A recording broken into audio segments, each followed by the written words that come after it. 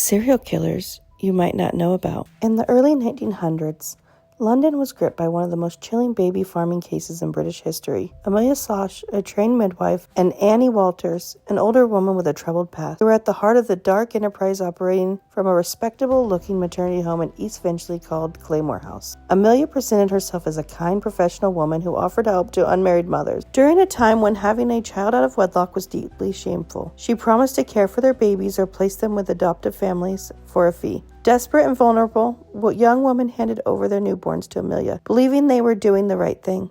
But what they didn't know was that behind the elegant front door of Claymore House, their infants were being quietly handed over to Annie Walters, who would carry them away under her shawl and end their lives. Annie used a mixture of powerful medicines to poison the babies. Police later found several small corpses buried and hidden in houses across London. Suspicion first fell on Annie when her landlord, William Seal, an off-duty police officer, noticed her returning repeatedly with small, unmoving bundles and frequently buying opioids. In December of 1902, he followed her and caught her with an unalive baby in her arms. Annie was arrested on the spot. Her confession quickly led to Amelia's arrest as well. Both women were charged with multiple murders, but the evidence focused on the death of one baby girl named Elena. During the trial in January 1903, the jury heard how Amelia made the business under the guise of running a lying-in home, while Annie carried out the actual killings. Neither woman showed much emotion in court. Over a dozen infants were believed to have died in their hands. On February 3rd, 1903, both women were executed by hanging at Holloway Prison. It marked the first and only time in British history that two women were hanged side by side at Holloway. Their remains were buried in unmarked graves within the prison grounds. Years later, their bodies were reburied at Brookwood Cemetery, where they lie today. These women were truly evil. May the victims be at peace